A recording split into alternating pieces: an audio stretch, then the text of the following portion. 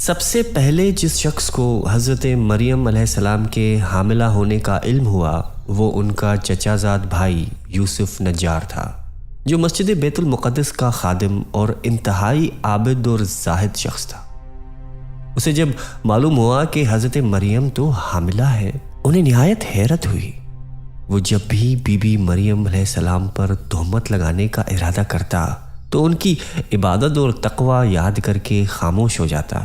بالآخر ایک دن اس نے حضرت مریم علیہ السلام سے کہا کہ میرے دل میں ایک بات آئی ہے، ہر چند چاہتا ہوں کہ زبان پہ نہ لاؤں مگر اب صبر نہیں ہوتا، آپ اجازت دیں گی تو میں کہہ دوں گا، اس طرح میرے دل کی پریشانی رفع ہو جائے گی۔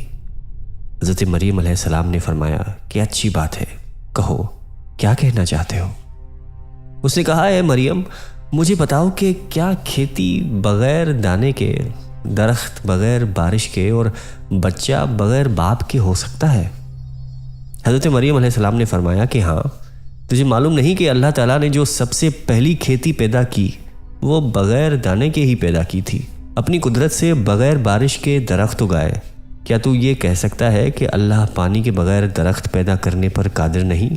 یوسف نے کہا، میں یہ تو نہیں کہتا، بے شک میں اس کا قائل ہوں کہ اللہ ہر شے پہ قادر ہے، جسے کن کہہ دے وہ ہو جاتی ہے۔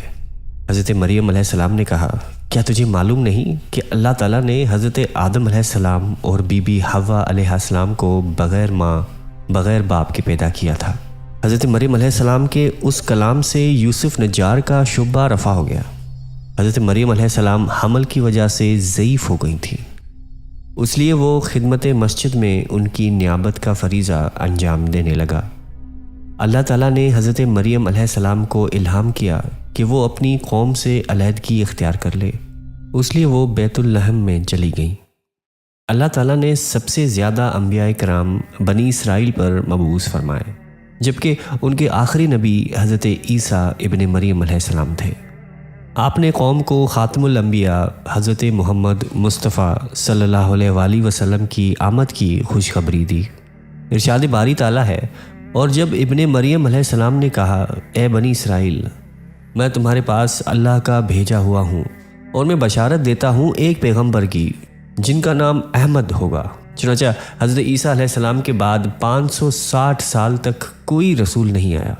پھر اللہ تعالیٰ نے نبی آخر الزمان حضرت محمد صلی اللہ علیہ وآلہ وسلم کو سارے جہانوں کے لیے رحمت بنا کر مبعوث فرمایا اور اپنی آخری کتاب قرآن مجید نازل فرمائی۔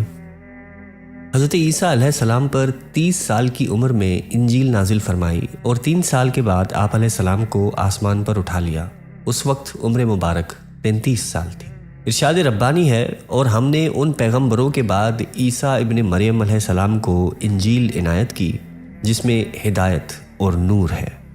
جب حضرت عیسیٰ علیہ السلام 7 سال کے ہوئے تو والدہ نے آپ کو مدرسے بھیجنا شروع کر دیا۔ یہ وہ وقت تھا کہ جب آپ دیگر بچوں کے برعکس کھیل کود میں وقت ضائع کرنے کی بجائے اللہ کی طرف سے الہام کردہ عجائبات کا نظارہ کرتے اور لوگوں سے حکمت و دانائی کی باتیں بیان فرماتے۔ چنانچہ اس وقت کے بنی اسرائیل کے کاہنوں نے انہیں اپنے لیے بہت بڑا خطرہ سمجھتے ہوئے ان کے خلاف سازشیں شروع کر دیں۔ یہ وہ زمانہ تھا کہ جب حضرت زکریا علیہ السلام بنی اسرائیل کے پیغمبر تھے، لیکن یہودی اپنے سابقہ روایات اور عادات خبیثہ کے باعث اپنے نبی کی نافرمانی اور تکذیب کرتے تھے۔ یہ لوگ نہ صرف مشرکانہ طور طریقے اختیار کیے ہوئے تھے بلکہ ان کے مذہبی رہنماؤں نے اپنی خواہشات کے مطابق تورات میں بھی رد و بدل کر لیا تھا۔ ہر گزرتے دن کے ساتھ ان کے عقائد و اعمال بد سے بدتر ہوتے چلے جا رہے تھے، اور اب انہیں حضرت عیسیٰ علیہ السلام سے بھی خطرہ محسوس ہونے لگا تھا۔ جب بیت المقدس کے حالات زیادہ خراب ہوئے تو حضرت مریم علیہ السلام آپ کو لے کر اپنے عزیزوں کے پاس مصر چلی گئیں۔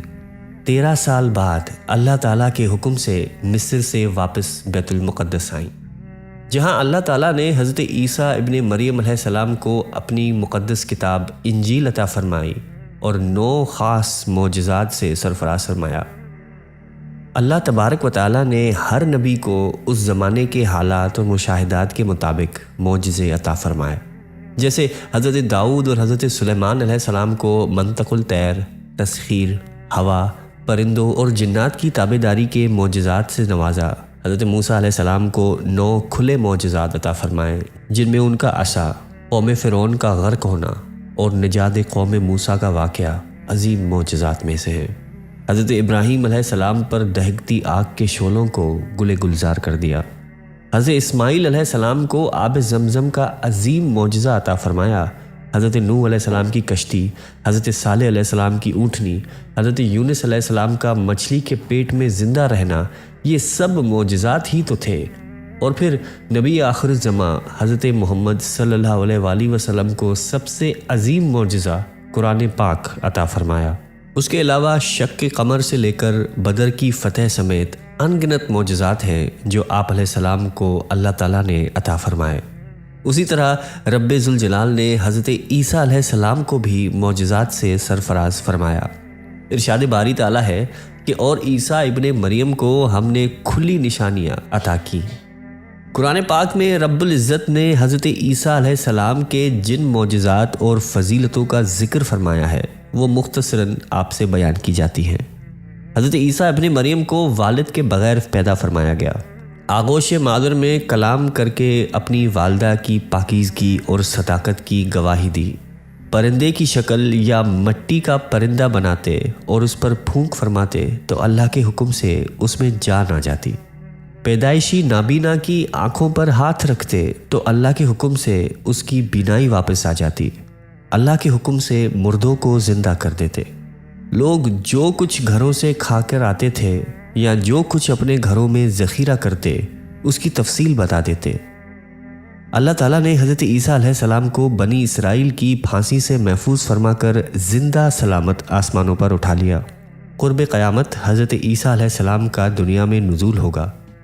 حضرت محمد صلی اللہ علیہ وآلہ وسلم کے ایک امتی کی حیثیت سے مسلمانوں کے ساتھ جہاد کریں گے، دجال اور خنزیر کو قتل کریں گے، صلیب توڑ ڈالیں گے، زمین میں امن و برکت کا دور ہوگا اور صرف دین اسلام باقی رہ جائے گا۔ روضہ رسول صلی اللہ علیہ وآلہ وسلم میں آپ کی تدفین ہوگی۔ قرآن کریم میں حق تعالیٰ نے یہودیوں کے مقابلے میں حضرت عیسیٰ علیہ السلام سے 5 وعدے فرمائے، جن کی تفسیر سورہ آل عمران میں موجود ہے۔ پہلے وعدے کے مطابق حضرت عیسیٰ علیہ السلام کی وفات یہودیوں کے ہاتھوں سولی دیے جانے سے نہیں ہوگی، بلکہ وقت مقررہ پر طبی طور پر ہوگی۔ سلامتی کے ساتھ عالم بالا کی طرف اٹھا لینے کا جو وعدہ تھا اسی وقت پورا کر دیا گیا۔ تیسرا وعدہ انہیں دشمنوں کی تہمتوں سے پاک کرنے کا تھا۔ وہ اس طرح پورا ہوا کہ جب نبی آخر الزماں صلی اللہ علیہ وآلہ وسلم تشریف لائے تو آپ علیہ السلام نے یہود کے سب الزامات کی تردید فرماتے ہوئے حضرت عیسیٰ علیہ السلام کے نبی اور رسول ہونے کی تصدیق فرمائی۔ چوتھا وعدہ آپ کے تابع داروں کو آپ کے منکرین پر قیامت تک غالب رکھا جائے گا۔ جب سے اللہ نے یہ وعدہ فرمایا تھا اس وقت سے آج تک ہمیشہ یہی مشاہدہ ہوتا چلا آیا ہے کہ بمقابل یہود، نصارہ اور مسلمان غالب رہے۔ پانچواں وعدہ قیامت کے روز ان مذہبی اختلافات کا فیصلہ فرمانے کا ہے جو اپنے وقت پر ضرور پورا ہوگا، جیسا کہ سورہ آل عمران میں ارشاد باری تعالیٰ ہے کہ پھر سب میرے پاس لوٹ کر آؤ گے تو جن باتوں میں تم اختلاف کرتے تھے اس دن میں ان کا فیصلہ کروں گا۔ حضرت عیسیٰ علیہ السلام کا نہ تو کوئی گھر تھا اور نہ ہی بیوی بچے۔ آپ شہر شہر، قریہ قریہ دین حق کی تبلیغ فرماتے اور حسب ضرورت اپنے معجزات سے بندگان خدا کی مدد فرماتے، لیکن اس سب کے باوجود یہودی سردار اور کاہن انہیں اپنی خود ساختہ اور گمراہ کن نظریات کا دشمن سمجھتے ہوئے اذیتیں دینے، تکذیب پہنچانے اور رنج و غم میں مبتلا کرنے سے باز نہیں آتے تھے۔ نبوت کے منکرین میں گنتی کے چند افراد ایسے ضرور تھے جو آپ علیہ السلام کے پیروکار، ہمدرد اور غم خوار تھے۔ حضرت عیسیٰ علیہ السلام نے جب یہ دیکھا کہ بنی اسرائیل معجزات کے ظہور کے باوجود آپ علیہ السلام کی نبوت کے منکر ہیں اور سختی سے کفر پر جمے ہوئے ہیں تو آپ نے فرمایا، اللہ کی راہ میں میری مدد کرنے والا کون کون ہے؟ حواریوں نے جواب دیا، ہم اللہ تعالیٰ کی راہ میں آپ کے مددگار ہیں، ہم اللہ تعالیٰ پر ایمان لائیں اور آپ گواہ رہیے کہ ہم تابع دار ہیں۔ حضرت عیسیٰ علیہ السلام کے حواری نہایت ہی مخلص اور فرمانبردار تھے، لیکن ایک دن انہوں نے حضرت عیسیٰ علیہ السلام سے ایک عجیب مطالبہ کر دیا، جسے رب ذوالجلال نے قرآن میں یوں فرمایا کہ حواریوں نے کہا کہ اے عیسیٰ ابن مریم، کیا تمہارا پروردگار ایسا کر سکتا ہے کہ ہم پر آسمان سے طعام کا خوان نازل کرے؟ حضرت عیسیٰ علیہ السلام نے ان کا مطالبہ سنا تو فرمایا، اگر تم ایماندار ہو تو اللہ سے ڈرتے رہو۔ وہ بولے، ہماری یہ خواہش ہے کہ ہم اس میں سے کھائیں اور ہمارے دل تسلی پائیں، اور ہمیں یہ بھی یقین ہو جائے کہ تم نے ہم سے سچ کہا ہے اور ہم اس خوان کے نزول پر گواہ رہیں۔ حواریوں کے مطالبے پر حضرت عیسیٰ علیہ السلام نے دعا کی کہ اے ہمارے پروردگار، ہم پر آسمان سے دسترخوان نازل فرما کہ وہ دن ہمارے لیے عید قرار پائے۔ اللہ تعالیٰ نے فرمایا، بے شک میں وہ دسترخوان تم پر اتار دوں گا، پھر اس کے بعد جو کوئی تم میں سے ناشکری کرے گا تو میں اسے ایسی سزا دوں گا جو دنیا میں کسی کو نہ دی ہوگی۔ یہ قصہ سورہ مائدہ کی آیت 111 سے 115 تک آتا ہے۔ لفظ مائدہ کا مقصد خوان یا دسترخوان کے لیے استعمال ہوتا ہے۔ ایسا دسترخوان جس پہ کھانا چننے کا اختیار ہو اسے مائدہ کہتے ہیں۔ مولانا حفظ الرحمان سیوہاری تحریر فرماتے ہیں کہ حضرت عیسیٰ علیہ السلام نے نہ شادی کی نہ رہائش کے لیے گھر بنایا۔ وہ شہر شہر اور گاؤں گاؤں اللہ کا پیغام سناتے اور دین حق کی دعوت و تبلیغ کا فریضہ انجام دیتے رہے۔ جہاں رات آ پہنچتی وہیں حالت بے سر و سامانی میں شب بسر کر لیتے، کیونکہ ان کی ذات اقدس سے مخلوق خدا جسمانی اور روحانی شفا اور تسکین پاتی تھی، اس لیے عام خلقت ان سے والہانہ عقیدت اور محبت کرتی تھی۔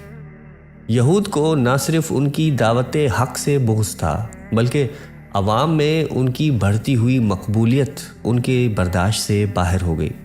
محراب و منبر سے علماء یہود و کاہن فقیوں سرداروں کے حسد و عناد پر بھرپور پروپیگنڈے کی ناکامی کے بعد انہوں نے انتہائی قدم کے طور پر بادشاہ وقت کو مشتعل کر کے حضرت عیسیٰ کو تخت پر چڑھانے کی سازش تیار کی۔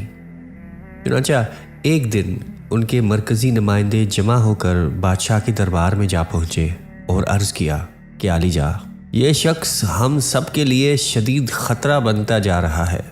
اس شخص نے عجیب و غریب کارنامے دکھا کر خلقت کو اپنا گرویدہ اور لوگوں کو بے دین کر ڈالا ہے۔ اب یہ عوام کی طاقت کے بل پر قیصر روم اور آپ کو شکست دے کر بنی اسرائیل کا بادشاہ بننا چاہتا ہے۔ اس بڑھتے ہوئے فتنے کو فوری طور پر کچل ڈالنا بہت ضروری ہے۔ غرض کافی کہنے سننے کے بعد بادشاہ نے انہیں اجازت دے دی کہ وہ حضرت مسیح علیہ السلام کو گرفتار کر کے شاہی دربار میں پیش کریں۔ بنی اسرائیل کے سردار فقیہ اور کاہن اس فرمان سے بہت مسرور ہوئے اور فخر و مباحات کے ساتھ ایک دوسرے کو مبارکباد دینے لگے۔ آپس میں طے پایا کہ نہایتی رازداری کے ساتھ اس خاص موقع کا انتظار کیا جائے کہ جب خلوت و تنہائی میں انہیں اس طرح سے گرفتار کر دیا جائے کہ عوام کو خبر نہ ہونے پائے۔ ایک طرف یہود حضرت مسیح علیہ السلام کے قتل کی سازش میں مصروف تھے تو دوسری جانب رب کریم اپنے محبوب بندے کے ساتھ تھا۔ قرآن کریم میں ارشاد باری تعالیٰ ہے کہ اور انہوں نے خفیہ تدبیر کی اور اللہ نے بھی خفیہ تدبیر فرمائی، اور اللہ بہترین خفیہ تدبیر کرنے والوں میں سے ہے۔ اس وقت اللہ تعالیٰ نے فرمایا کہ عیسیٰ، میں تمہاری دنیا میں رہنے کی مدت پوری کر کے تمہیں اپنی طرف اٹھا لوں گا اور تمہیں کافروں کی صحبت سے پاک کر دوں گا۔ حضرت عیسیٰ علیہ السلام کو یہود کی سازشوں کا علم ہوا تو انہوں نے اپنے حواریوں کو ایک جگہ جمع کیا اور ان سے فرمایا کہ بنی اسرائیل کے سرداروں اور کاہنوں کی سرگرمیاں تم سے پوشیدہ نہیں ہیں۔